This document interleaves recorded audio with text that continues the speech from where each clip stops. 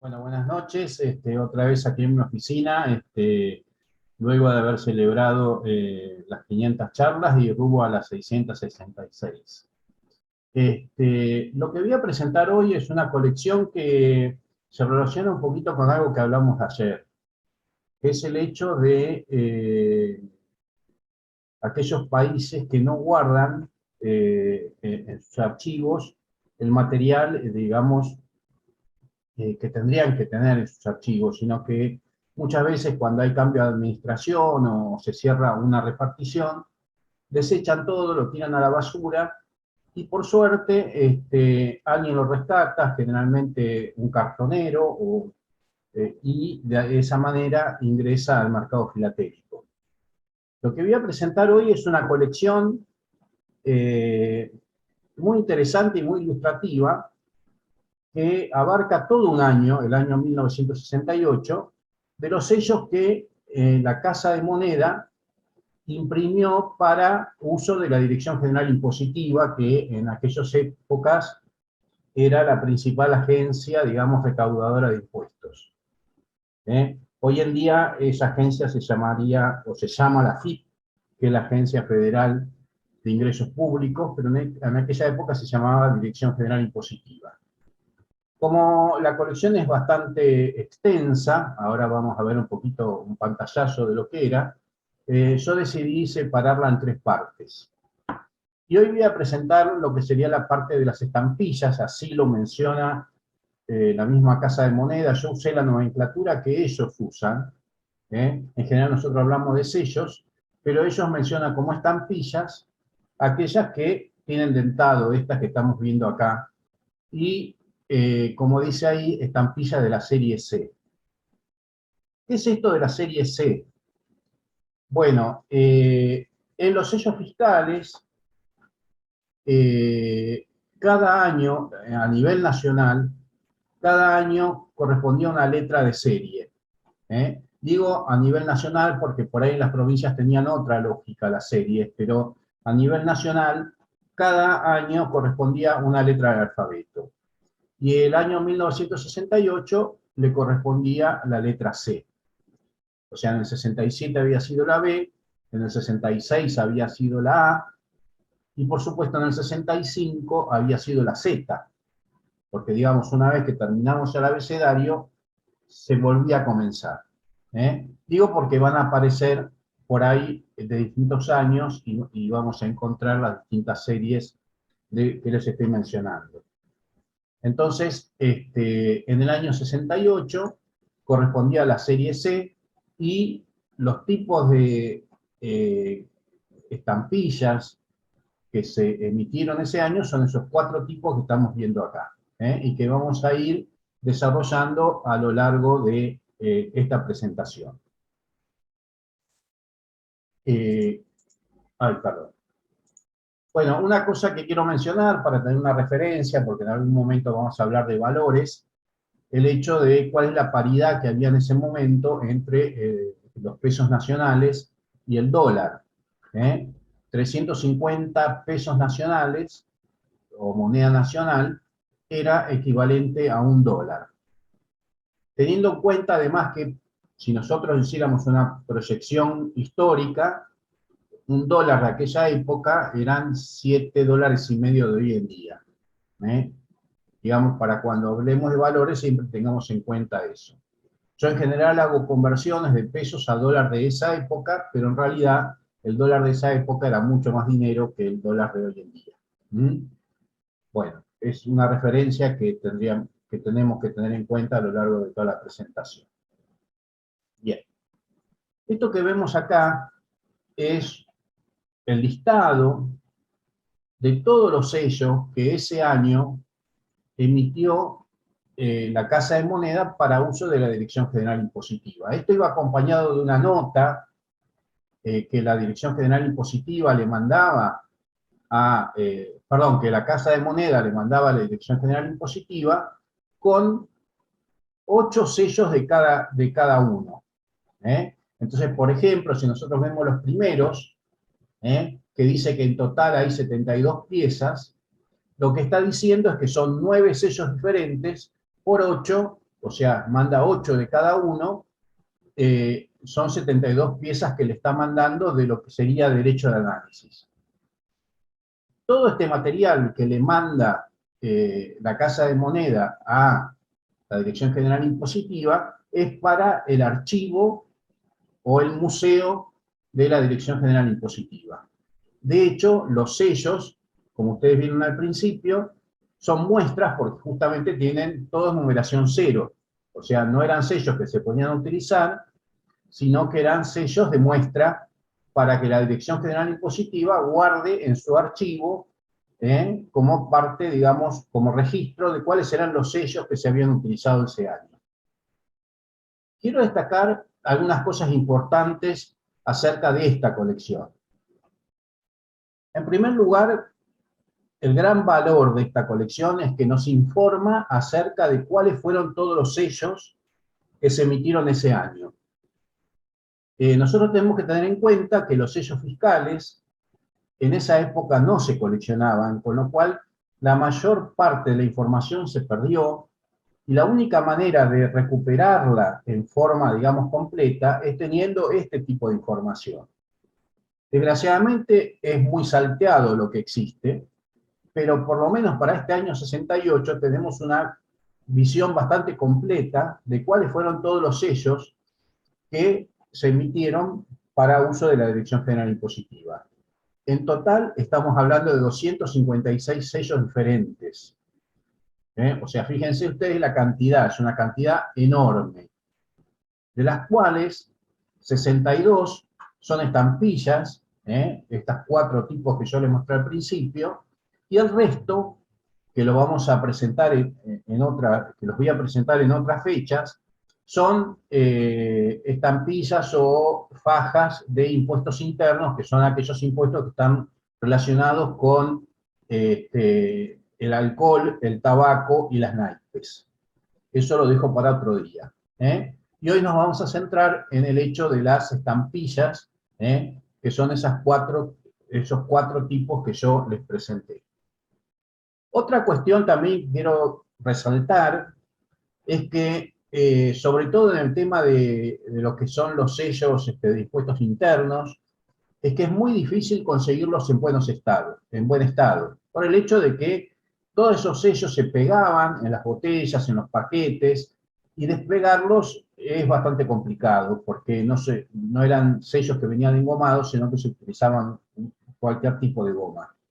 Entonces, tener material de archivo permite tenerlos en buen estado, cosa que es muy difícil, digamos, tener, digamos, por otros medios. E incluso, una de las cosas que voy a tratar es acerca de la disponibilidad de este tipo de sellos. Porque otra cuestión que aparece es que muchos de estos sellos solo se conocen porque aparecieron en este tipo de material. Y que es imposible conseguirlos usados o, digamos, puestos en circulación. Bueno, empiezo con el tema entonces de las estampillas. Para la impresión de estampillas se utilizaron 2 tipos de papel. El papel mate, que tenía filigrana sol. Yo al lado puse la imagen que presenta el catálogo GJ, conocido como catálogo Jalil, pero en realidad es Botil Jalil. Y digamos, ahí vemos sol ovalado, es una serie de soles con las letras RA. Y como ustedes ven, el papel mate es un papel más oscuro, la goma es más opaca, y se ven ahí los soles, digamos, si lo miramos con ganas de verlos, ¿no? Pero ahí se ven los soles que tenían las letras RA en su interior. Y el otro tipo de papel fue el papel tizado con la filigrana Casa de Moneda, que también acá lo vemos, la filigrana sacada la imagen del catálogo GJ. Les quiero mencionar que en realidad la filigrana Casa de Moneda es la que se hizo expresamente para los sellos fiscales, mientras que la filigrana Sol se utilizó mucho más en sellos postales. ¿Eh? En el año 68 fue el único año que, por excepción, vaya a saber por qué, por falta de papel o por lo que sea, se utilizó ese papel con filigrana sol en los sellos fiscales. ¿Mm? Bien, empecemos con la primera serie. La primera serie es la de Derecho de Análisis, que son sellos para uso de la Dirección Nacional de Química. La Dirección Nacional de Química se ocupaba, bueno, del análisis de productos, por ejemplo, alimenticios, o derivados del petróleo, o, por ejemplo, el análisis del agua, de drogas y medicamentos, o sea, de distintos tipos de mercaderías o, digamos, elementos que tenían que ser puestos a la venta y que requerían de un previo análisis químico. Entonces, la Dirección General de Química era la que daba el ok, digamos, o sea, la que decía que se cumplían las condiciones para el consumo o para el uso de ese tipo de materiales. Y por supuesto, las empresas tenían que pagar un arancel para ese tipo de análisis. Bien. Esta entonces era los sellos, los 9 sellos que se emitieron en ese año 68 para esa Dirección Nacional de Química. En este caso, como ven, están todos en papel pisado y, por supuesto, filigrana casa de moneda. Bueno, quiero hablar un poquito de cuándo se iniciaron estos sellos. Estos sellos existen desde hace mucho tiempo. Fíjense, ahí tenemos unos muy similares del año 16, del año 18, todos con la figura. Yo estuve tratando de analizar qué era esa figura, y si no me equivoco, es la diosa Salus para los digamos, para los romanos, o Higia para los griegos, que era la hija de Esculapio, y que representaba a la salud, justamente salus, de salus, digamos, deriva la palabra salud, y de Higia la palabra higiene. Esa imagen se utilizó desde el principio, como ven, se siguió utilizando hasta, bueno, el año 68, y yo tengo unos sellos también de muestra del año 76 y siguen siendo la misma imagen, con una variación en el diseño. Como vemos, el escudo es totalmente distinto, o sea, yo podría decir que el de la serie C es mucho más moderno, más esquemático, y el otro es, digamos, más tradicional, más clásico, una imagen muy diferente en términos generales. Pero se va manteniendo el mismo tipo de diseño, o por lo menos la imagen de la diosa. Y el concepto es el mismo. Lo que cambia también es la ley. Por ejemplo, en los primeros vemos la ley 9645, que es una ley del año 1915, en cambio la ley 11.245 es del año 52, donde se modifican algunas cuestiones relacionadas con la Dirección Nacional de Química. Bien. ¿Qué pasa con estos sellos respecto a conseguirlos usados o circulados, o digamos, que hayan sido puestos que hayan sido emitidos? No muestras ya, sino emitidos. Bueno, de la serie C no encontré ninguno. No pude conseguir ninguno. Tengo estos dos documentos que voy a mostrar ahora. Este, por ejemplo, que tiene, en realidad es un documento del año 65, que usa una estampilla del año 62. Que fíjense, oh sorpresa, en el año 62 todavía tenía la imagen de los antiguos del 16 y 18. Es decir, que la modificación del diseño se dio acá en la década del 60, porque hasta el 62 se seguía conservando el mismo diseño original, con algunas pequeñas, muy pequeñas modificaciones, como poner el número arriba en vez de abajo, el número de control. Bien. En este documento, por ejemplo, lo que vemos es un análisis de un jugo de uva de una bodega Esmeralda, de Caucete, en San Juan, que manda a hacer el análisis, y tiene abajo, digamos, el apto para el consumo, como vemos que dice acá. Pero este documento que vemos acá no es el análisis en sí. sino que es una copia que se le da a la empresa como constancia. El original queda archivado en la Dirección Nacional de Química, y ese original es el que tendría los 2.200 pesos que acá menciona de sellado. En cambio, a la empresa le dan una copia por la cual tiene que pagar 50 pesos. ¿Qué quiere decir esto? Bueno, primero les voy a decir que conseguir este tipo de material es muy difícil. O sea, no hay muchísimo disponible. Yo tengo 2 o 3 documentos de estos, nada más. Ustedes piensen que se emitía una serie por año.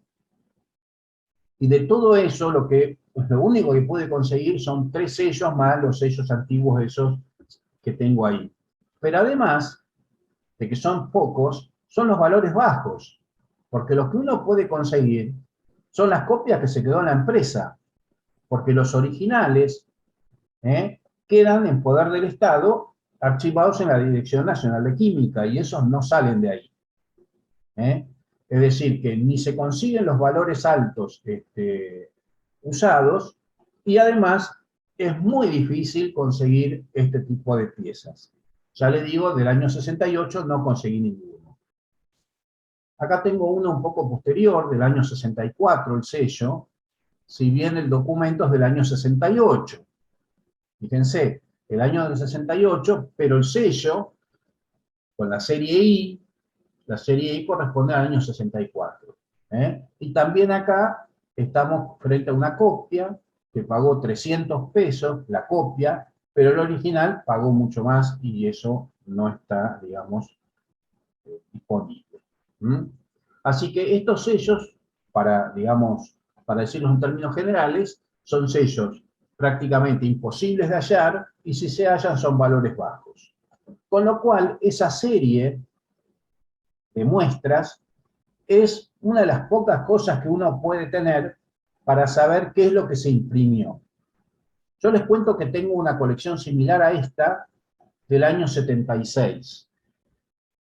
Y los intermedios no tengo nada. Es decir, que yo ya sé qué sellos de análisis se imprimieron en el año 68, cuáles se imprimieron en el 76, y tengo una ignorancia total acerca de lo que pasó en el medio, pero digamos, lo que quiero resaltar con esto es la importancia de documentación que tiene el haber conseguido este material de archivo para poder por lo menos tener una idea de acerca de qué valores se emitían cada año respecto, bueno, en este caso, al derecho de análisis. Y por supuesto se pueden conseguir las leyes o los decretos donde uno sabe cuáles son las tarifas que se pagaban para los distintos tipos de análisis.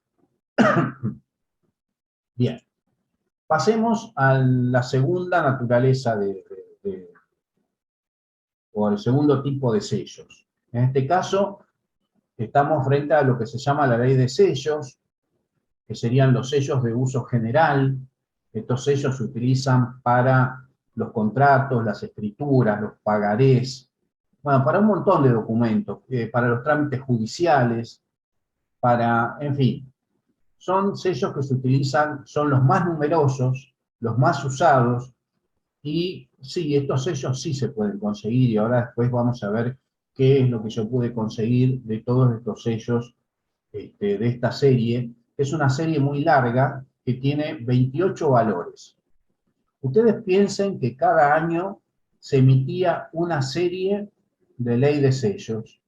O sea, cada año se emitía una serie que podía ser de 28 valores, quizás fuera un poquito menos, algunos años, porque por ahí si había sobreabundancia de algunos valores no se volvía a imprimir, pero digamos, el referente sería que rondando los 20, 25, 28 sellos, todos los años se hacía una serie distinta, que tenía la misma imagen, era la misma impresión, pero lo que cambiaba era la letra que acompañaba al número de control, y que señala la serie y que señala el año que fue emitido.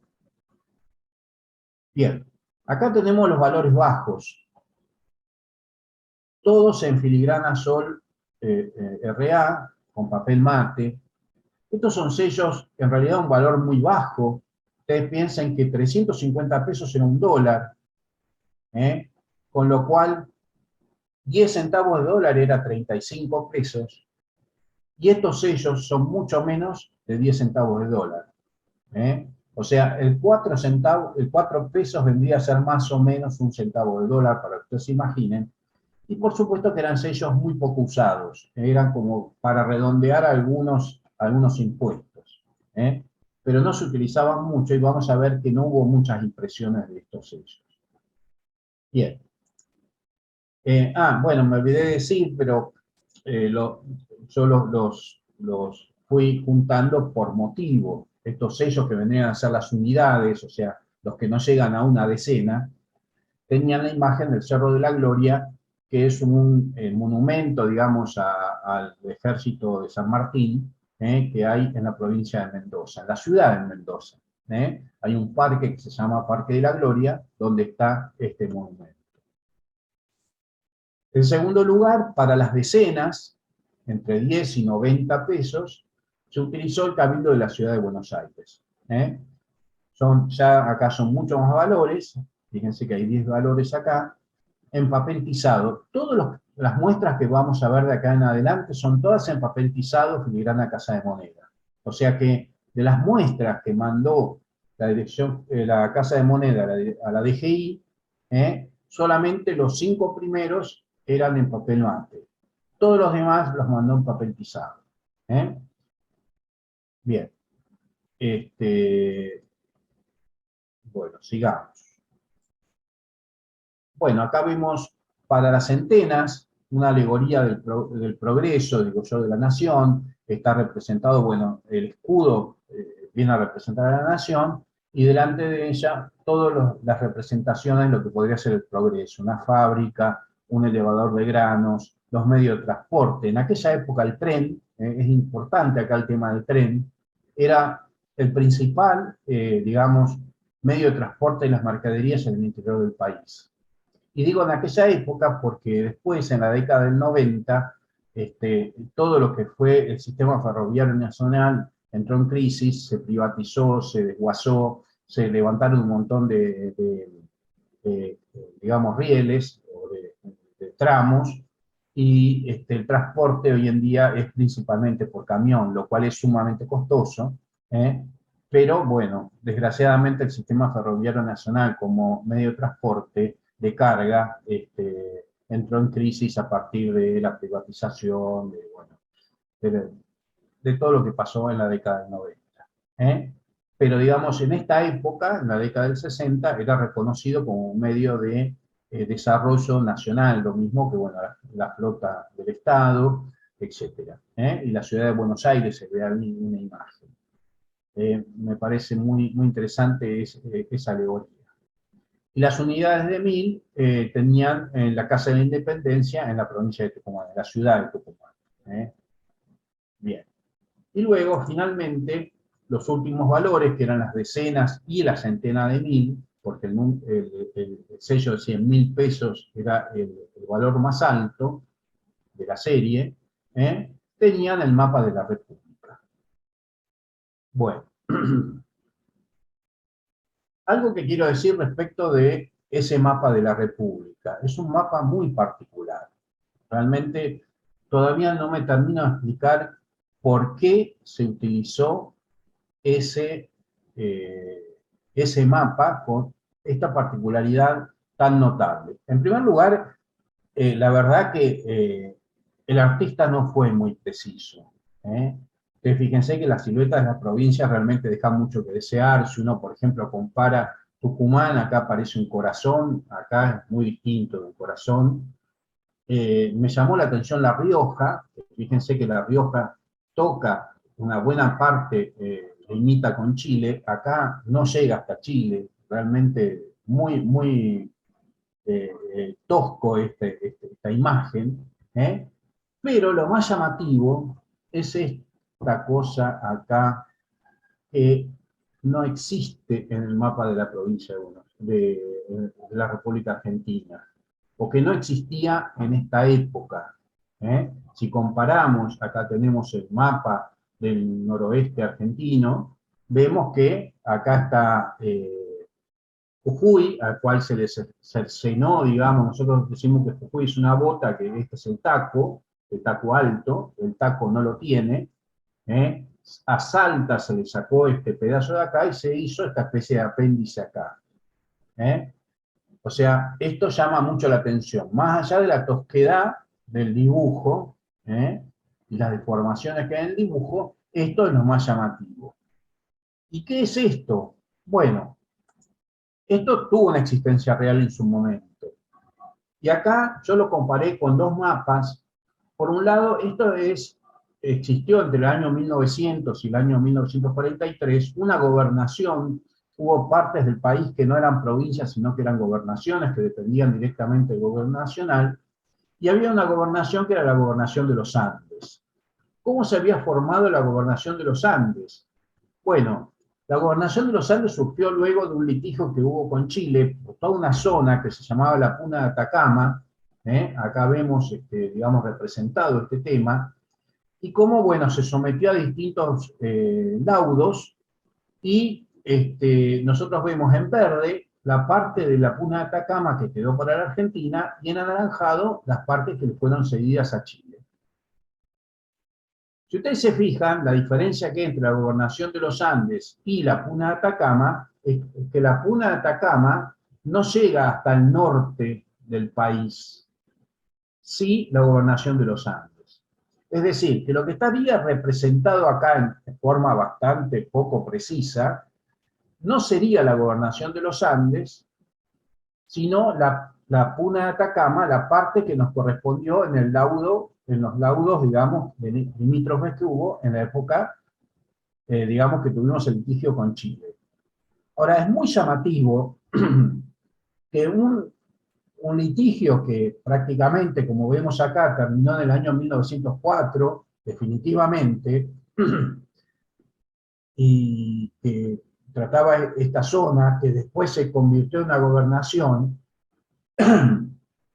se haya conservado en un mapa de un sello que inicialmente este dibujo del sello del mapa es del año 1957. O sea, ¿qué estaría en la cabeza de la persona que hizo este dibujo, que en el año 1957 puso en esa zona del país una región que ya era historia, digamos, ¿no? Y que además no solamente se puso en el año 57, sino que se conservó hasta 1980. O sea, a nadie se le ocurrió modificar ese mapa que no tenía, digamos, que no era el mapa de la Argentina, porque la Argentina ya no tenía ese lugar. Entonces, realmente a mí es un misterio que todavía me llama mucho la atención. ¿Por qué se hizo ese mapa con esa Puna de Atacama y quién lo hizo? A lo mejor, no sé, un nacionalista que quería sacar a relucir todo lo que le habíamos ganado a Chile. La verdad que no lo sé, pero es muy llamativo y me parece muy extemporáneo haber puesto ese mapa ahí y haberlo conservado durante tantos años. Pero en fin, esos misterios que uno tendría que tener la posibilidad, ¿eh? de ver a quién lo hizo y que nos explique qué pasó. Bien. Aprovecho esta imagen para que vean que la técnica que se utilizó para la emisión de los sellos eh, es, ¿cómo se llama? Ahora vamos a la palabra, perdón. ¿Cómo se llama? Tipografiado. Es un tipografiado, lo cual se ve porque los bordes están bastante explotados, por así decirlo, bastante imperfectos.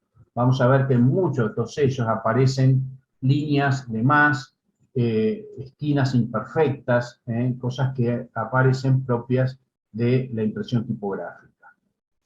Bueno, sigamos adelante.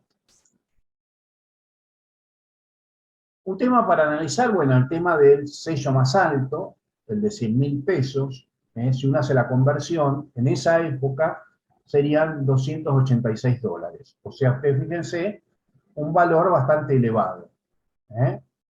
que además si lo quisiéramos pensar a nuestros días, tendríamos que multiplicarlo por 7 veces y media, con lo cual tendríamos un sello de más de $2.000. ¿Eh? Es decir, que es un sello realmente de un valor muy alto. No obstante, no era el sello más alto que se utilizaba en esa época.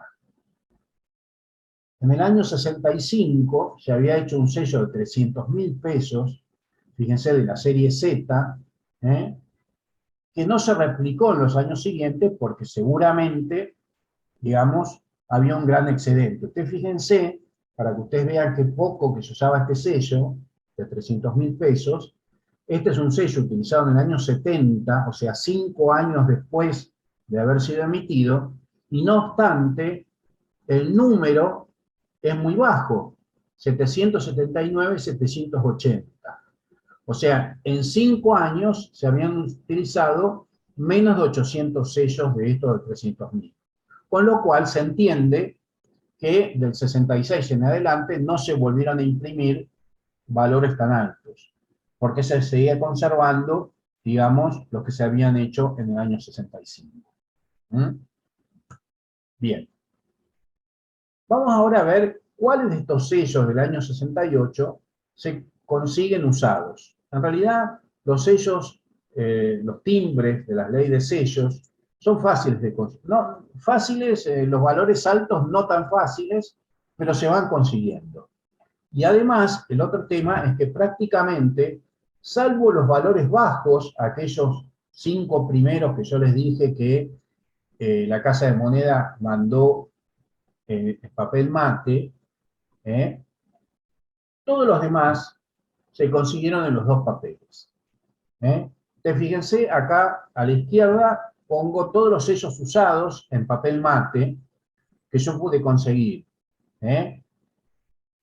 Y son bastantes. Acá puse hasta el 20.000. Ustedes dirán, ¿no hay más altos? Sí, hay más altos, pero como son muy escasos, están pegados en documentos y no los quise lavar esos documentos porque son muy raros, así que los voy a mostrar al final.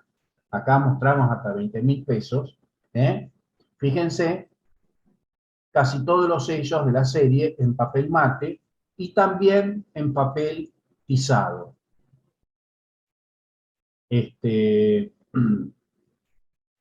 En papel tizado a partir de 10 pesos. No hay, digamos, tizados de menos de 10 pesos. Lo que nos está diciendo que de 4 a 9 pesos se hizo una sola emisión, mientras que de los otros se deben haber hecho 2 emisiones en el año, por lo menos, porque tenían más uso. El que no conseguí, y hasta altura, yo siempre trabajo con un amigo que se llama Ernesto López, que muchas veces lo menciono, con quien compartimos la clasificación de los sellos, los datos que él tiene, los que tengo yo. Él tampoco lo consiguió, y nosotros estamos dudando de que este sello de 15 pesos se haya emitido. Sí se hizo la muestra, acá la vemos, pero no sé, hasta ahora sin incógnita, si se emitió o no se emitió. Todos los demás los pudimos conseguir. Otra cosa que quiero que vean, en los valores altos, el papel mate tiene un tipo de número de control diferente al tipo de control que tienen los papel tizado o los valores bajos del mate. Fíjense, nosotros a este tipo de numeración más común, la llamamos numeración con punto porque tiene un punto en la unidad de millón. Acá no se ve muy bien porque está pequeño, pero, por ejemplo, si ustedes se fijan acá, este de 50 pesos, 4 puntos, y después vienen las 6 cifras que le siguen. En cambio, este otro, si ustedes se fijan, son sellos que nosotros llamamos tipo de numeración espaciada. Porque los números están más separados y no tienen un punto en la unidad de millón. Eso también es un tema que uno estudia bastante y analiza. Por ejemplo, si yo comparo este 20.000 pesos con este otro, además de que este está en mate y este está en tizado, el tipo de numeración es distinto. O sea, se usó una máquina numeradora distinta para enumerar, para ponerle los números de control. Bueno, vayamos a otros valores que no están acá, pero ustedes fíjense cómo, digamos, hasta acá se consiguió bastante. Acá, en este documento, yo puse un 2.000 pesos en papel pisado, que acá no está. Si ustedes se fijan acá, falta el 2.000 pesos pisado. Y eso es simplemente porque es un sello escaso. ¿eh?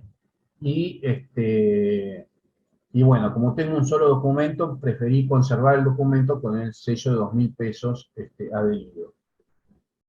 Esto acá está lindo porque tiene este sello que nos marca qué es lo que se pagó.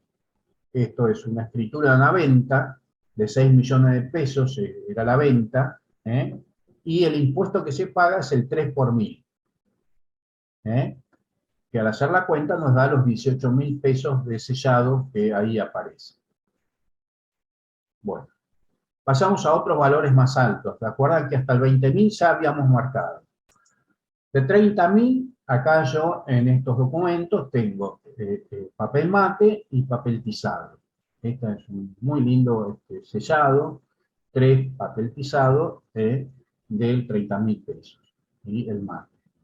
Del 50.000 pesos también papel pisado y papel mate.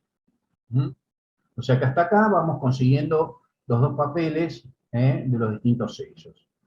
Y del 100.000 pesos, que es el valor más alto, solo conseguimos hasta el momento un papel mate. Es llamativo porque ese papel mate no es el mismo papel del sello de 100.000 pesos que tengo como muestra.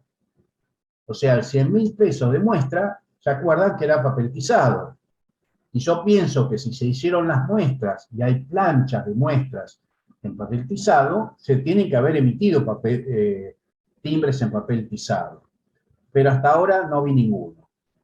Otra cosa que me llama la atención es que este es un valor muy bajo. Fíjense, estamos en 6.500, o sea, vamos a suponer 7.000 sellos. ¿Puede ser esto una segunda emisión? ¿Hubo una anterior? La verdad que no lo sabemos. Uno cuando no encuentra las cosas, lo que tiene son conjeturas, nunca puede asegurar que se hizo o no se hizo sellos, o sea, se emitieron o no se emitieron sellos pisados de 100.000 pesos. La realidad es que no tenemos. Tenemos este papel mate y sí la muestra en papel pisado. Bueno, esto sería un poquito el resumen de los sellos que conseguimos y que conocemos hasta el momento, digamos, usados. Fíjense, hasta el 9 pesos solamente a papel mate. Del 10 en adelante, casi todos en los dos papeles, salvo el 400 que solo está en papel pisado, el 100.000 que solamente lo tenemos en papel mate, y del 15 ninguno de los dos. Este sería un resumen de los sellos conocidos, emitidos hasta el momento, que difiere de alguna manera de las muestras, porque en las muestras tenemos el 15 en papel pisado, y si existiera tendría que estar, pero hasta ahora no lo conocemos. Bien, pasamos al tercer tipo de sellos.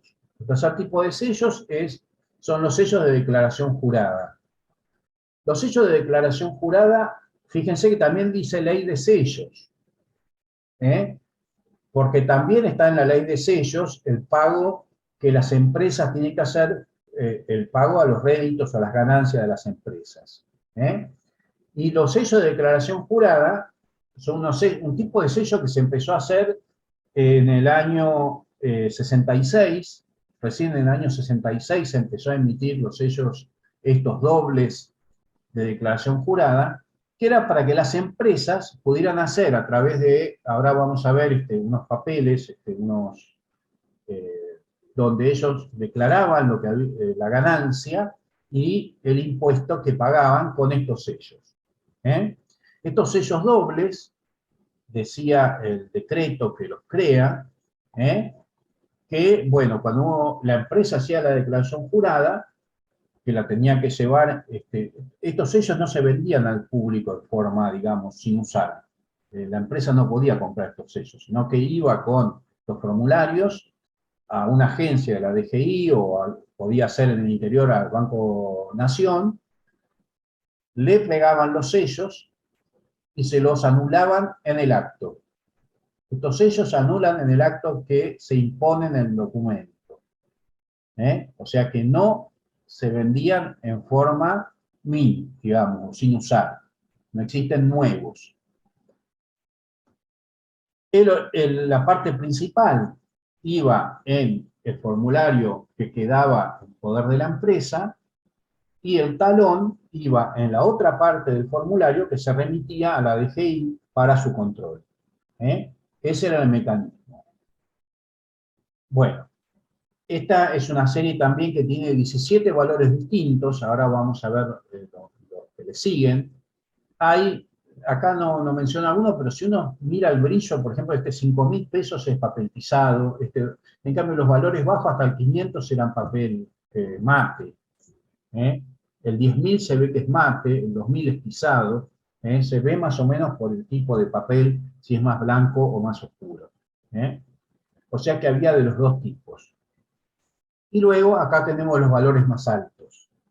Si ustedes se fijan, en la serie, si uno va siguiendo los valores, hay como un quiebre en algún momento. O sea, si uno va pensando en una serie que tiene valores progresivos para el uso, para todos los usos posibles, hasta 500.000 pesos la cosa más o menos tiene una lógica, ¿no? Venimos 20.000, 30.000, 50.000, 100.000, 500.000. Y de pronto se produce un quiebre, aparece 3 millones. No hay un millón que uno pensaría que puede venir después de 500.000. Es como que de pronto estamos, por un lado, pensando en los sellos para lo que se llama las medianas y grandes y pequeñas empresas, y por otro lado, las grandes empresas, las multinacionales, que ya pagaban réditos muy altos. Ahora después vamos a ver un poco la estadística y vamos a ver un poquito cómo es esto. Pero sí llama la atención el hecho de que de 500.000 saltamos a 3 millones, 5 y después 30 millones, que es una barbaridad de dinero. Bueno, en total, acá tenemos entonces estos 17 valores que se emitieron supuestamente. Digo supuestamente porque yo no los conozco emitidos, a todos. Ahora después les voy a contar cuáles son los que se conocen emitidos. Y vuelvo a mencionar esto porque me parece que es el sentido de esta colección, el hecho de lo interesante de que hay algunos sellos que prácticamente es imposible conseguirlos emitidos y que por lo menos los conocemos porque tenemos sus muestras. Jamás, ojalá alguna vez encontrara usado un sello de 30 millones de pesos, pero la verdad que es casi imposible. Y por lo menos sabemos de su existencia gracias a esta muestra. Esto creo que es algo importante para resaltar. Bien, acá vamos a eso. ¿Qué eran 30 millones de pesos? Bueno, en ese momento eran más o menos 85.000 dólares. Casi 86 en realidad, pero bueno, yo redondeé a 85. Pero además, si nosotros miramos esta tabla, que es una tabla que aparece, digamos, en un informe del Ministerio de Economía del año 68, vemos cuántas empresas pagaban réditos, cuántas sociedades anónimas pagaban réditos. Fíjense, estamos hablando de 10.000 empresas que pagan réditos, más otras 6.000 y pico que estaban en quebranto impositivo, con lo cual no pagaban, era muy alto el porcentaje de quebranto impositivo, pero tenemos estas 10.000. Y si analizamos un poquito el cuadro, una primera cuestión es, el impuesto corresponde a la tercera parte de los ingresos de la empresa.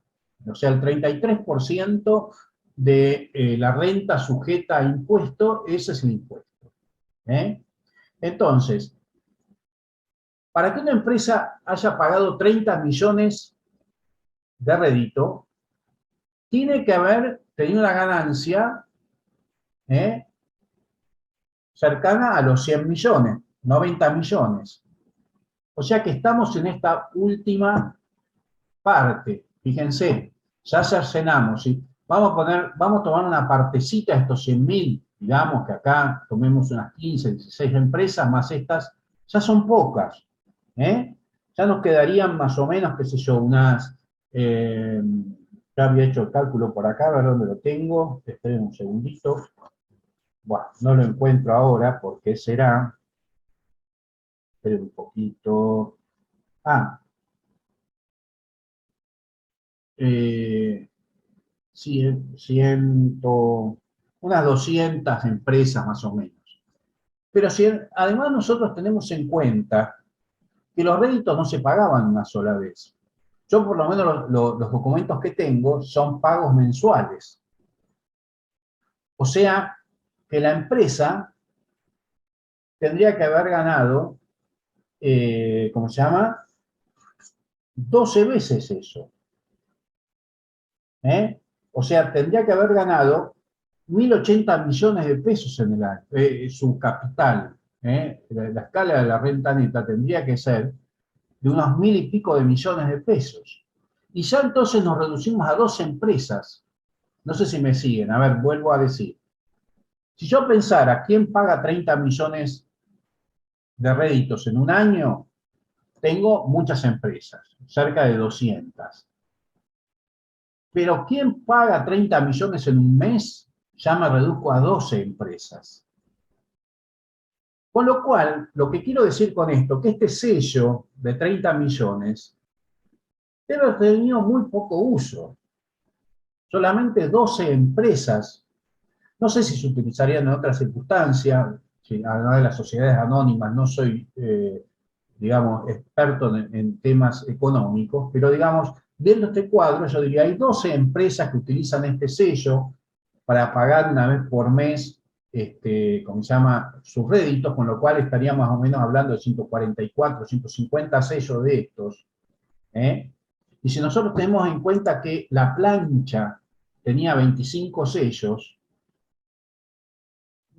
con 6 planchas alcanzaba y sobraba para uso de esas empresas que tenían que pagar muchos réditos. Con lo cual es un sello que se emitió, en caso de que se haya emitido, me gustaría ver uno usado realmente, pero si se emitió, y bueno, es muy escaso el uso de este sello. Con lo cual yo diría que es una rara avis dentro de lo que pueden ser los sellos fiscales.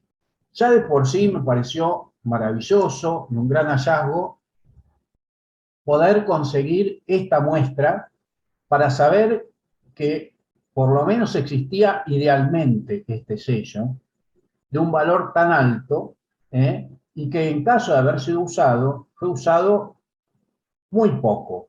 No eran muchas las empresas que podían utilizar este sello, salvo que alguna quisiera pagar sus impuestos de todo el año de una sola vez, cosa que yo no creo. ¿eh? Este, pero en fin, bueno, sigamos adelante. Acá vemos algunos sellos usados de la serie C, del año 68. Les vuelvo a decir, los sellos se utilizaron, se imprimieron desde la serie A, o sea, desde el año 66. Esta era la tercera serie que se hacía de sellos de declaración jurada. Yo conseguí usados de la serie C hasta 100.000 pesos. Solamente de todos los sellos hasta 100.000 pesos. El único que me falta es el de 10.000, que no lo conseguí, pero esto debe haber sido, no lo conseguí porque no lo conseguí, debe haber existido, porque si estaba el de 20.000, seguramente el de 10.000 también estaba, no lo tengo, pero todos los otros valores sí los tengo. En papel mate, estos son los que conseguí, hasta 500, y después tengo un 20.000 y un 50.000. En papel pisado, fíjense, el resto falta el 10.000, el 1.000, 2.000, 5.000, 30.000 y 100.000.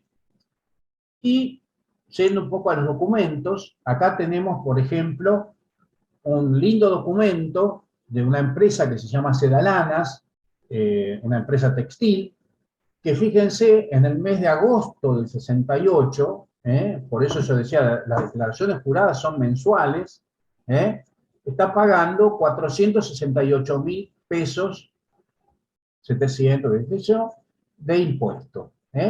Con estos 4 sellos en papel pisado, y otros más. Y fíjense que tiene también algunos valores anteriores. Por ejemplo, acá hay 30.000 pesos de la serie B, y hay un peso de la serie B también. Ya fíjense que este valor de un peso no se hizo en la serie C. Quizás porque todavía sobraban mucho de las series anteriores. ¿eh? Bueno, acá tenemos entonces una declaración jurada de un pago de una empresa para un mes del año 68. Y del año siguiente, este otro, también más o menos a lo similar, del mes de mayo del 69, donde aparecen los sellos de 100.000, pero acá en papel mate. Una desgracia, por supuesto, los agujeros de archivo. Los agujeros de archivo son grandes enemigos de los coleccionistas de fiscales, lo mismo que las grampas, los ganchitos de metal, que nos arruinan muchísimos sellos, y a veces los más importantes, pues yo digo, por lo menos hubiera caído sobre los sellitos más bajos, no sobre el de 100.000, pero bueno, por suerte dos sobrevivieron enteros, ¿eh? Pero entonces, de 100.000 pesos tenemos tanto en papel mate como en papel tizado. Y acá arriba, fíjense, valores que no fueron emitidos en el año 68. 86 pesos del año 67, de la serie B. ¿eh? O sea que lo que vemos que Casa de Moneda más o menos se fijaba qué valores hacían falta y no imprimía aquellos que sobraban desde antes. ¿eh?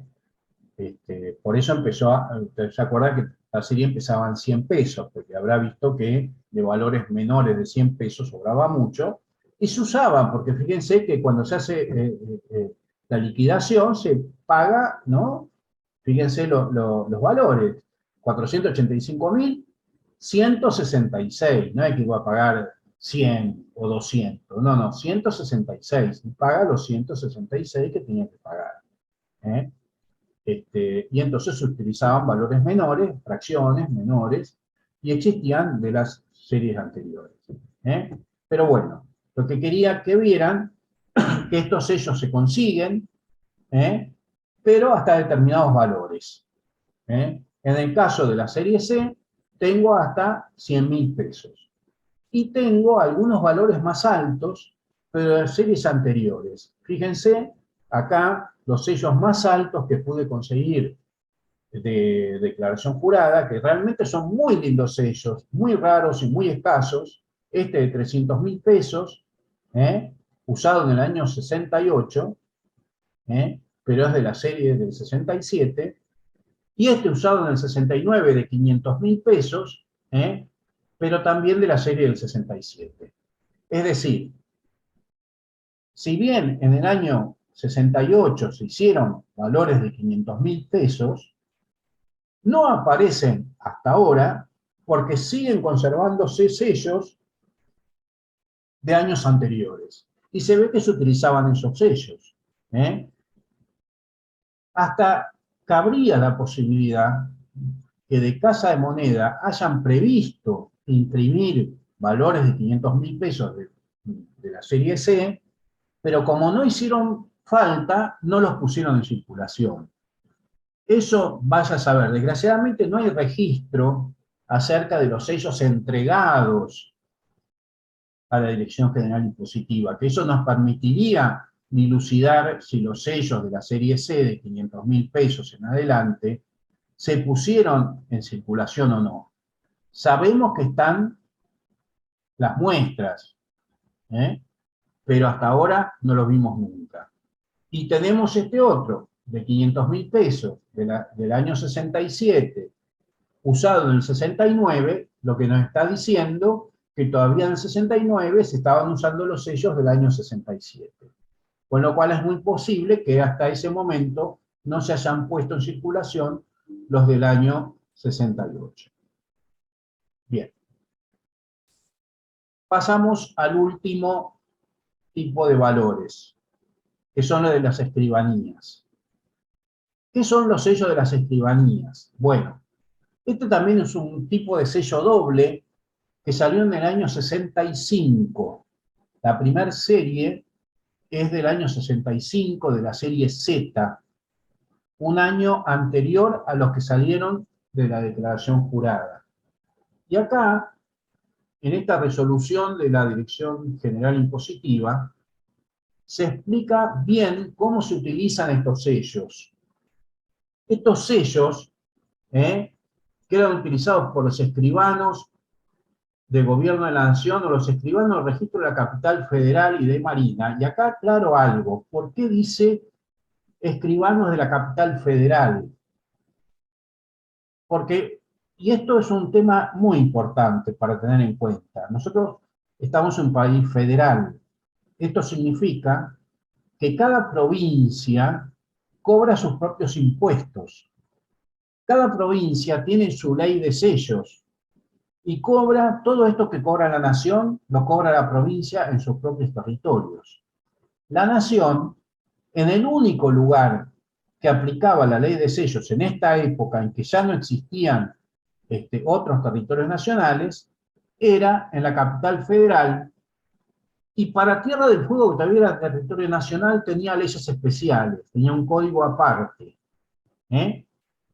Entonces, todos estos sellos, de ley de sellos, estos no son de ley de sellos, son de escribanías, se aplicaban en la ciudad de Buenos Aires, donde todavía el Estado Nacional tenía jurisdicción. Digo todavía porque hoy en día no es así. La ciudad de Buenos Aires es autónoma y ya no depende de Nación, con lo cual ya Nación no tiene ley de sellos, por lo menos no tiene territorialidad para aplicar una serie de valores relativos a ley de sellos. Bien, estos sellos se utilizaban para como se llama, cuando se hacía una compraventa de un inmueble, en las escrituras, en los originales, y quedaban la parte principal del sello, quedaba en los protocolos, que hoy en día los protocolos se archivan en el Colegio de Escribanos. Tradicionalmente los escribanos tenían sus libros de protocolos donde guardaban los originales de las, ¿cómo se llama?, de las escrituras, pero con el tiempo esa función de archivo lo cumplen los colegios de escribanos. Entonces, la parte principal de estos sellos queda en ¿cómo se llama?, un original, ¿cómo se dice esto?, un papel que se adhiere al protocolo, digamos, al original de la escritura. Y el talón siempre iba a parar a la Dirección General Impositiva. Esto es importante tener en cuenta porque esto lo que nos dice es que estos sellos no están disponibles para el público, es decir, ni para los coleccionistas. Estos sellos usados no se consiguen, salvo, y ahora vamos a ver la salvedad, pero en términos generales, estos sellos no se consiguen, jamás los vimos usados, porque tendríamos que ir al colegio de escribanos, pero para ir al colegio de escribanos hay que sacar turno, y yo calculo que uno tiene que ser escribano, por lo menos, no sé, no creo que cualquiera pueda ir a consultar al colegio de escribanos escrituras o libros de protocolos, digamos, no cualquiera debe tener acceso a eso, y deben estar ahí y son intocables. O sea que los coleccionistas no podemos acceder a este tipo de sellos. Les cuento que estos sellos se utilizaron muy poco tiempo. Como yo les dije, en el año 65 se empezaron a usar. En mi colección del año 76 ya no existen más. O sea que se ve que se usaron muy poco tiempo. Pero bueno, este año están. Algo que quiero mencionar es acerca de los valores. Y acá nuevamente aparece lo que yo les decía, una especie de quiebre, ¿no? Porque tenemos una serie que más o menos tiene su lógica hasta 100.000 pesos, y de pronto se salta al 3 millones.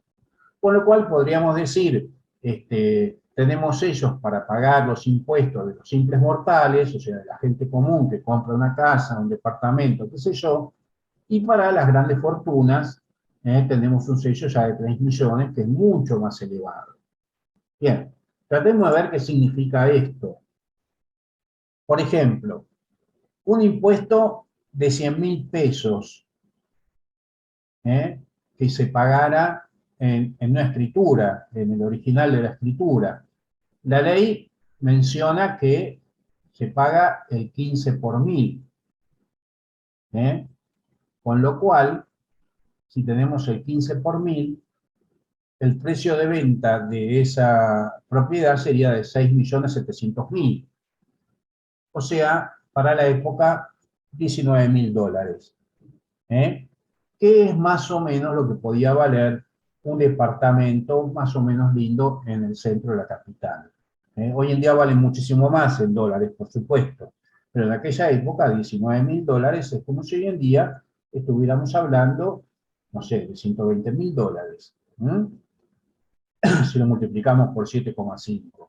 Entonces, digamos, hasta 100.000 pesos estamos hablando de un departamento que más o menos una familia podría adquirir.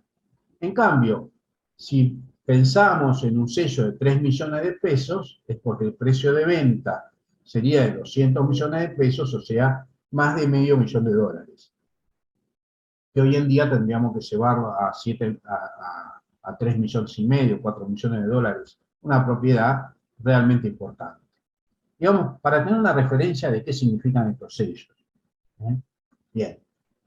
Como yo les me hago la pregunta, ¿se consiguen usados?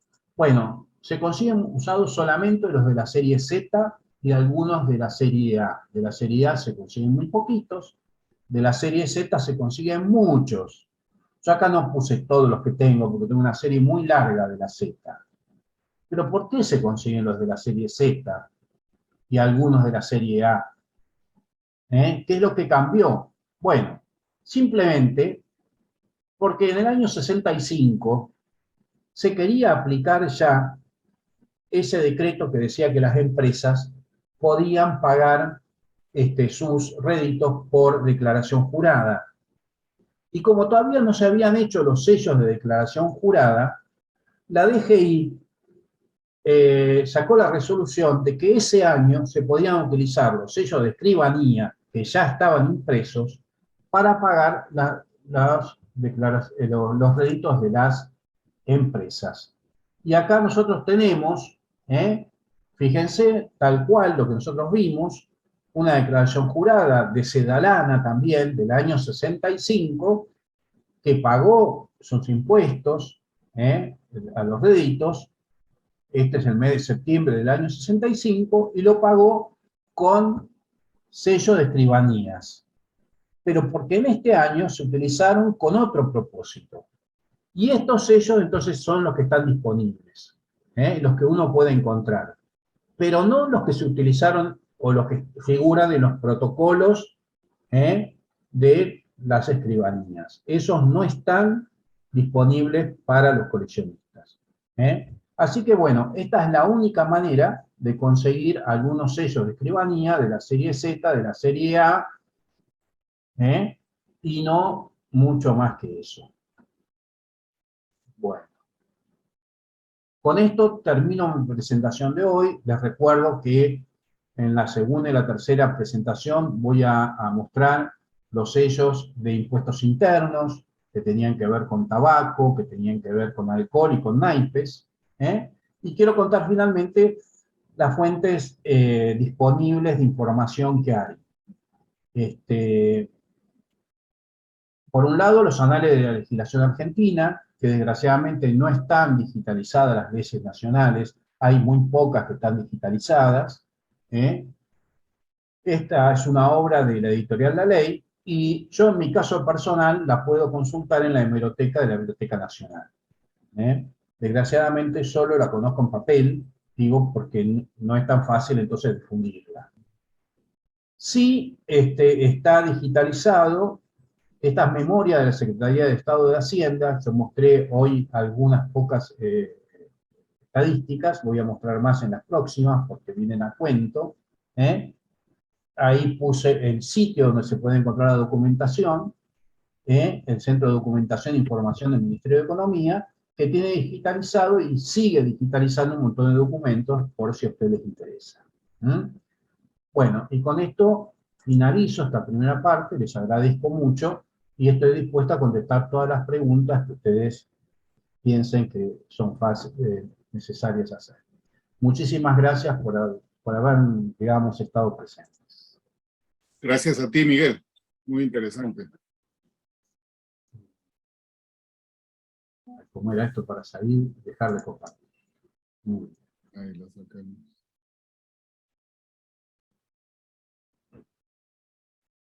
¿Algunas preguntas o comentarios para Miguel?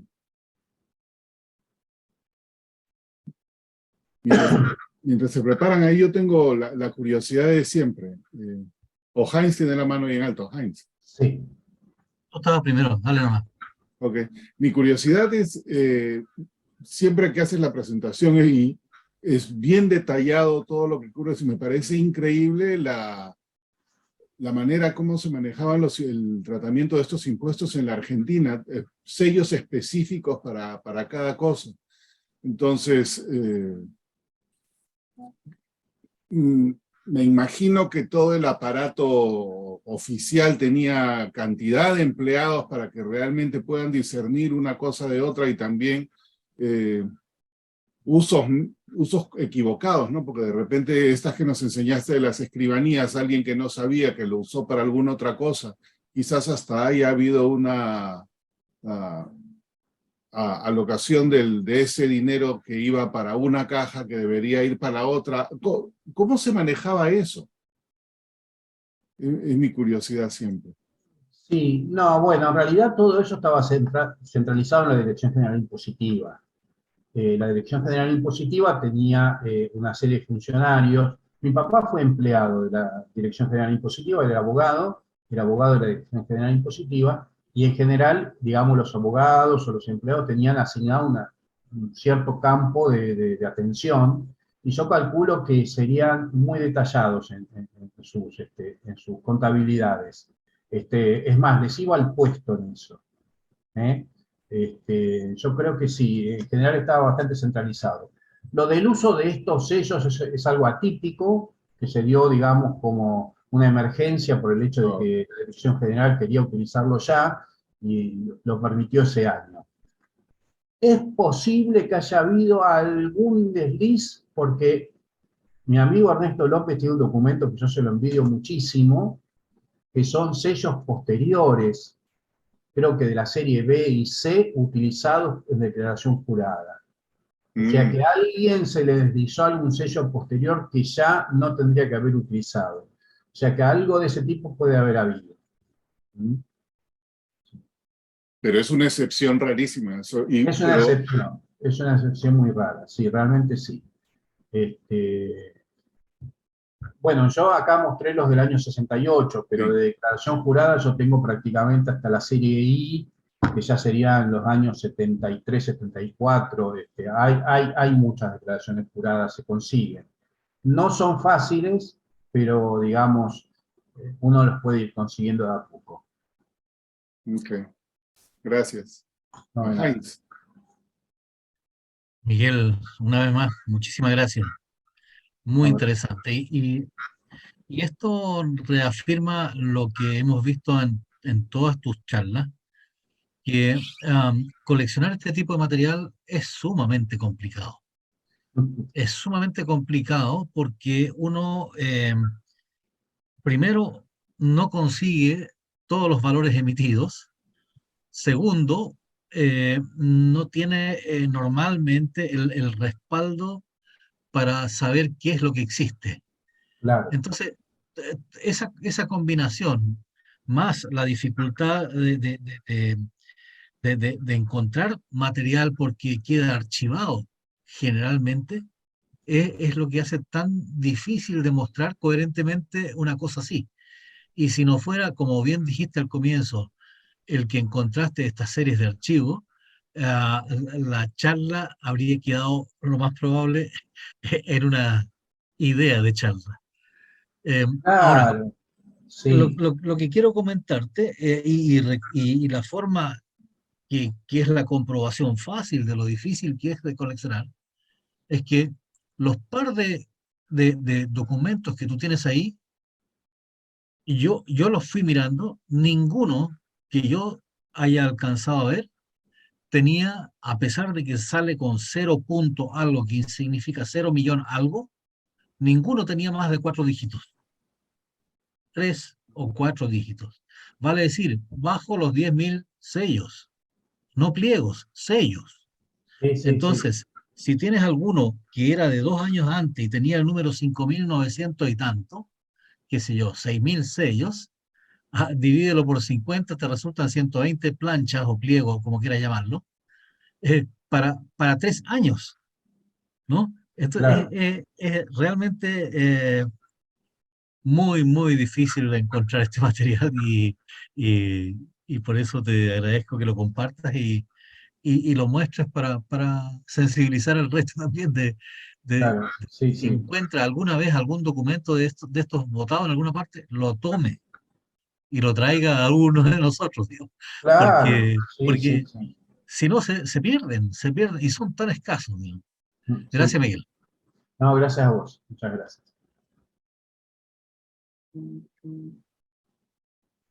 Yo, respecto a algo que dijiste vos, quiero volver si bien ya lo mencioné, pero lo quiero volver porque es importante esta colección, es la importancia de ese listado a máquina que yo presenté al principio. Porque a mí me permite corroborar que esa serie que yo tengo de muestras es completa. Yo lo primero que hice cuando conseguí ese material, que venían sobrecitos y qué sé yo, ordenarlo y fijarme si faltaba alguno. Y lo grandioso de la colección es que no falta ni un solo valor. Están todos esos valores que están mencionados ahí. O sea que eso viene a ser casi un catálogo de lo que se emitió ese año. Eso es impresionante. Por eso es una información invaluable. Así es. Luis Fernando. Gracias, muchas gracias, Miguel, por tan bonita presentación. La pregunta mía es muy concreta, es respecto de los que se usaron, el primer grupo que presentaste de análisis o de la dirección de Sí. análisis, análisis químico. ¿Hay algún listado de cuáles eran las materias que estaban sometidas a ese tipo de análisis? Sí, hay. En la ley está mencionado. Yo te puedo mencionar algunas, que tomé las más importantes. Por ejemplo, comestibles y bebidas, eso obvio. Petróleo y derivados, carbones y gas, drogas y medicamentos, metales, agua, abonos. Y después también dice que hace espectrografías y espectrofotometrías. Ahí me supera porque necesitaríamos algún científico que nos explique un poquito más qué es eso, ¿eh? Pero entiendo que es un análisis mucho más exhaustivo de la materia, ¿eh? Con, digamos, mecanismos muy sofisticados, ¿eh? Eso es lo que menciona en términos generales. Después podríamos buscar un poquito más. Ok, gracias. No, de nada. Miguel, si me permites, una pregunta de regreso ahí para Luis Fernando. No sé, Luis Fernando, si en esos análisis hubiera algo referente a, qué sé yo, que están analizando el tabaco, ¿entraría en una colección, en tu colección temática o no? Yo digo que sí, y tendría que defender el por qué digo que sí. Hay una excepción en el uso de fiscales en la regla, en las guidelines de temática, que se refiere precisamente a esto y lo dice de manera muy clara. Todo lo que no se pueda mostrar con material postal puede usarse material fiscal. Y bueno, espectrografía del tabaco, estoy seguro de que no hay una estampilla que lo muestre o un entero postal. En realidad ese era el origen de mi pregunta para Miguel, pero como después venía el punteo, ya eso lo iba a hacer en privado. Está bien. Igual me voy a fijar después más en detalle a ver si, pero no recuerdo haber visto nada del tabaco. Eso no recuerdo. Eh, Pero bueno. En realidad la pregunta siguiente, Henry, sería, ahora que Miguel ya nos dijo, bueno, bebidas, comidas, petróleo, etcétera, habría que ver, que decir, no solo la lista, sino que era lo que obligaba a que eso fuera así. Porque, por ejemplo, no, yo no sé, el Alka-Seltzer, tenía el Alka-Seltzer que pasar por un análisis de estos y pagarse en el análisis una determinada tasa que se registraba con un sellito de estos, o eran solo las medicinas que iban bajo receta. O sea, es una siguiente pregunta a la lista, es penetrar dentro de la lista. A mí me parece que todas las medicinas tendrían que haber sido, me parece. Sí, también. Porque en realidad lo que pasaba, un nuevo producto, vamos a suponer, una empresa hace un nuevo producto, lo tiene que presentar, tiene que pasar el análisis para que digan que es apto para el consumo. Ujú. Y ese análisis queda en poder del Estado, archivado. Cuestión de que el día de mañana, cualquier circunstancia que se presenta, la empresa tiene el comprobante de que hizo el análisis y el Estado tiene el resultado de ese análisis para después analizar la situación. Entonces me parece que cualquier, digamos, sobre todo lo que tenga que ver con el consumo humano, me parece que tiene que haber pasado por química, por oficina química. En mi opinión, tiene una Sí, yo característica sé que hay una parecida. mano levantada, pero quisiera hacer un comentario sobre la pregunta de Henry, porque muchas veces en los temáticos en esto nos enredamos y creo que es muy procedente lo que Henry está haciendo desde el punto de vista de la educación nuestra como coleccionistas temáticos. ¿Podría haber alguna naturaleza de interpretación de la regla de la temática o en la conducta de los jueces temáticos a la hora de evaluar una colección? Perdón, voy a devolverme un segundito. Los jueces temáticos no analizan cada documento. El que analiza cada documento es el coleccionista y el coleccionista asume la responsabilidad si se sale o no de las reglas con los documentos que pone.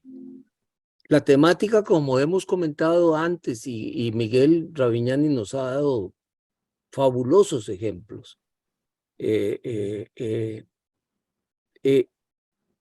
reside en la capacidad que tenga el coleccionista de interpretar el valor del material para explicar una parte de su colección.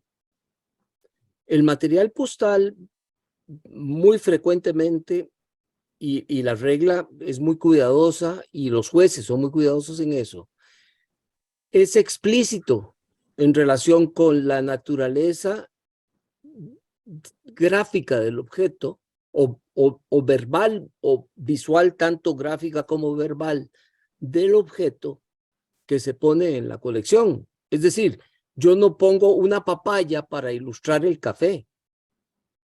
Si pongo una papaya, estoy ilustrando una papaya, no estoy ilustrando el café.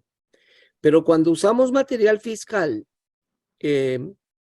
podría llegar alguien muy exigente en la interpretación y dice, es que la diosa Salus o Higia, como se llame, la que nos mostró en las imágenes, Miguel, no es el objeto gráfico del tabaco ni del café.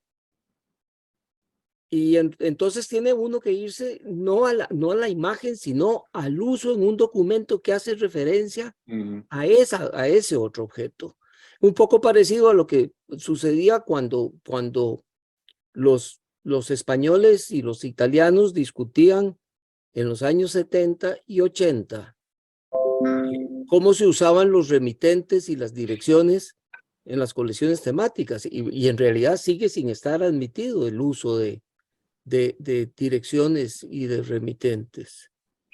En este momento yo estoy en medio de una duda en relación con una cosa muy parecida a lo que Miguel acaba de mostrar en un sello de Costa Rica, que es un sello postal usado por una compañía de agencias para pagar un documento muy parecido a estos documentos que Miguel ha mostrado, en que lo que hay del café es simplemente una constancia de que un determinado arriero entregó 38 carretadas de café. Y ese es un elemento de información que si uno hace la equivalencia exacta, sería como poner la dirección en una carta. Y entonces no sería admitido. Pero eso es hilar muy fino. Yo pienso que la riqueza del material, y en particular la riqueza del material que Miguel nos muestra, es algo que Heinz fue muy explícito. Y es su rareza, su escasez, y qué es lo que motiva, digamos, la búsqueda, la investigación, porque ese es lo otro. La filatelia que vale la pena es la filatelia huérfana, es la que nadie investiga, la que nadie busca, la que nadie estudia, y en eso Miguel ha demostrado ser un maestro. Puede parecer muy complicado, Henry, yo sé, vos decís ya no voy a coleccionar temática, pero yo creo que sí vas a coleccionar temática. 3 años y todavía no empiezo, imagínate. Muchas gracias, Miguel, por todo esto. Muchas gracias por Gracias a esto. ustedes, gracias. Héctor. Sí, en la empresa donde yo trabajo hasta el año 85, 86, por ahí, la empresa de agua se llamaba Obras Sanitarias, ahí en Figueroa Alcorta. Debíamos ir una vez por año, nos daban una botellita muy linda de vidrio con tapa de tapón esmerilado, que trababa perfecto, no se caía, uno daba vuelta y no caía una gota.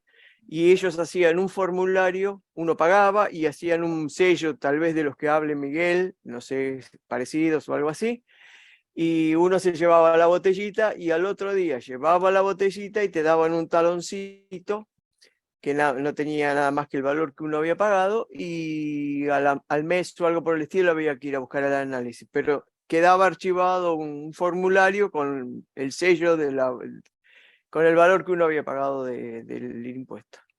Eso después la empresa conservadora hoy lo hace automáticamente y es todo por código barra digital, pero en aquel momento es como dice Miguel, con una estampilla.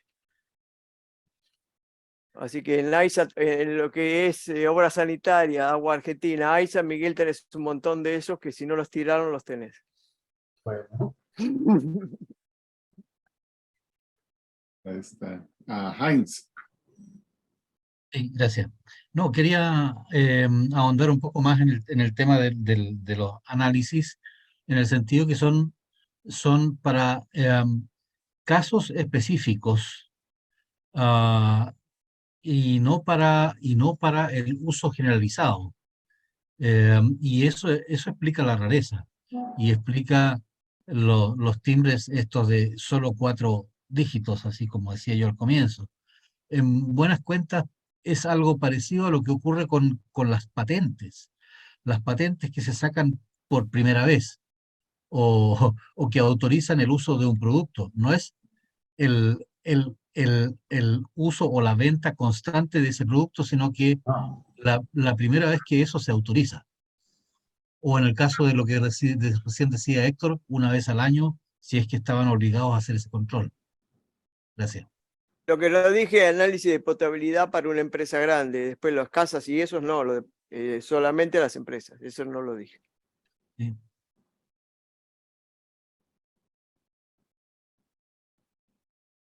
Bueno. ¿Alguna pregunta, comentario adicional? Puedo. Adelante. Que quede claro que hay una puja puesta entonces para el que encuentre uno de alimento para perros para que se lo ofrezca a Miguel Casielles, que consiga uno de café, por supuesto, para mí y de tabaco, pero estoy seguro de que ahí en general, bueno, el de café hay que tener cuidado porque Molina también quiere el de café, estoy seguro. Que pague más entonces. Eso, por eso dije que hay una puja. bueno, la segunda parte va a estar dedicada a vos, Luis, que es todo de tabaco. Ahí hay mucho para mostrar. Venían los atados de cigarrillo con una estampillita. Sí. Hasta no sé qué época, ahora ya no, pero en aquel momento no, los ¿cómo que traían. ahora no? ¿Cómo que ahora no? ¿Están puestas? Sí. Ah, El pensaba que tabaco, los paquetes de tabaco sigue teniendo. no sabía que no. Dejé de fumar hace años y pensé que no Es el venían más. único producto que conserva los sellos fiscales. las fajas, y estampillas, y etcétera, ¿sí? No sabía que seguían conservándolo. Sí, sí, sí. Porque las botellas ya no tienen más. Antes las botellas todas venían con la faja, ¿no? Pero hoy en día el tabaco, los cigarros, los cigarrillos, todo tiene sello fiscal. No sabía, no lo sabía. Quizás me estoy confundiendo, pero de repente me voy a equivocar, pero me parece que en el 2019 fue, que fuimos para la exposición en Buenos Aires, en el Duty Free, habían botellas con el cintito este. Capaz que Me estoy la estampilla de aduana Sí, era el no importador. sé. A veces vienen con una etiqueta que dice ANA, que es, bueno, ahora se cambió el nombre, Empresa Nacional de Aduana. No, Ah, ok, pero eso no es impuesto, es solamente No, es deben el ser, impuesto de es importación. impuestos, Es es Oh, impuesto de ok, importación. ok. Pero digamos, cuando nosotros éramos pibes, o hasta no sé hasta qué época, pero todas las botellas traían un precinto, digamos, Claro, una faja que tapaba el corcho. El sí, vino Sí. común, toda la sidra, todo. Hoy en día ya no. Hoy en claro. día ya no traen. Y como decís vos, las naipes también, las Los cartas venían naipes con también. Sí, una sí. cosa. Fantástico.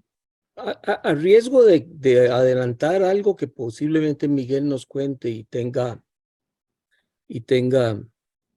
una mejor ilustración con lo que él nos muestre. Precisamente por la pregunta que hacía Henry en relación con la cobertura de los temas con material postal, yo tengo en mi colección del tabaco una parte del pago de los impuestos en las que ilustro cómo se usaban este tipo de materiales, Claro. que son las bandeletas estas o cintillos o como se llamen, que tenían tapando la esquinita o la orilla o el centro de los cigarrillos o como sellos de seguridad en las cajas de tabacos, en las cajas de madera, etcétera.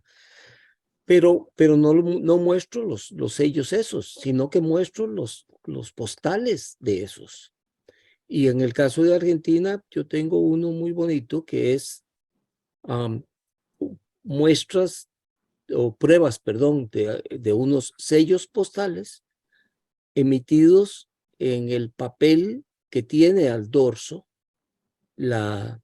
perdón, no emitidos, impresos en papel que tiene al dorso, pruebas de bandeletas de tabaco. O sea, es material postal y fiscal al mismo Al tiempo. mismo tiempo. Claro. No vas dando vuelta. Sí, ese es un ejemplo. Y además es muy lindo el que yo tengo porque es una de las estampillas más lindas de Eva Perón, que se ve muy bien. En la Eva Perón aparece mucho, sí. Pero bueno, hay varias cosas. Yo tengo franqueos mecánicos, donde se ve en el franqueo mecánico la bandeleta del tabaco como un micromotivo en una cajetilla de tabaco que a su vez es un micromotivo. Claro. Es un juguete. Y en Argentina hay uno que yo sé que existe porque alguna vez lo leí, pero que nunca lo he conseguido, que es una de tabaco resellada para efectos postales, pero a todo el que le pregunto me dice que es mentira, que nunca nadie la ha visto. El día que Miguel la muestre, yo voy a decir, No, no la conozco. ¿Cómo ve, es? ve. ¿Que se utilizó para el correo, decís vos? Sí. Mm, Hay un señor que se llama Neischer o algo parecido en Argentina. Sí, se Sánchez. murió. Sí, Víctor pobrecito. Kneischer. Él escribió una cosa muy linda sobre eso que leí yo hace muchos años. Ah, bueno. No. Víctor, ¿decís o Rodolfo? Ay, ahora no sé, Muy grande o grande. el artículo era grande. No, te hablo de la persona. ¿De qué época era el artículo? ¿50 y algo? Porque así te lo busco o intento ayudarte. Héctor, si supiera las revistas, si supiera dónde estaba, Ya no me acuerdo nada. Hay en la Estuve- Argentina un libro que cuando vos buscas sellos de Eva Perón y te muestra, en la revista tal salió, en la revista Un tal salió. índice. Claro, una especie de índice general. ¿Lo conoces, Miguel? Sí, lo he visto alguna vez, pero no. Capaz que ahí buscando, yo tengo el libro, si lo encuentro, te diría, está en tal revista, en tal número, si lo encuentro. Siempre y cuando el martes hinches por Argentina, si no, no te lo busco. Te agradezco mucho. Como voy a ver, de los que siguen, voy a ver solo la final. Ya tengo preparada la silla especial para hinchar por Croacia contra Francia. Marruecos, claro. Gracioso. El domingo, no el sábado. Bueno, el sábado tranquilo. No el sábado. Bueno, Bueno, eso pensando que tal vez la FIFA los deje jugar, porque entiendo que está en peligro la participación. ¿Por qué? Glauber no permite hablar de fútbol aquí. Primero que es imposible que juegue la final Francia-Marruecos porque están del mismo lado y se enfrentan ahora No, en semi. Francia juegan la final. Gracias. Sí. Bueno, eso está bien. parte de eso lo sabremos el martes, ¿no? Y yo te voy a dar otro vaticinio, Luis. En el próximo mundial, el campeón es Costa Rica. No, yo te voy a dar otro vaticinio más fácil. En el próximo mundial, los mismos 4 equipos de Centroamérica que estuvieron, de CONCACAF, que estuvieron en esta, van a estar. Sí, afuera. No, van a estar adentro. 3 por regla y 1 por, Miguel lo explicó, no Miguel el bueno, sino el otro mejor, que está escondido. ¿Cómo es que se llama? Son 48 equipos. Sí, Y entonces dijeron van a estar 48. los 4, van a estar los 3 de la sede y Costa Rica porque va a clasificar de primero. Bueno, en el fondo, vos sabés, Luis, sabés que te quiero. Bueno, No, mejor no fuera a Costa Rica. Para hacer el ridículo es mejor no ir. ¿Cómo es que dice Sebastián? Por eso no fuimos nosotros, dice Sebastián. Cada partido hay que jugarlo y son todos distintos. exacto. Pero en fin, queda ahí para la anécdota. Bueno, entonces con eso estamos nuevamente agradecidos contigo, Miguel.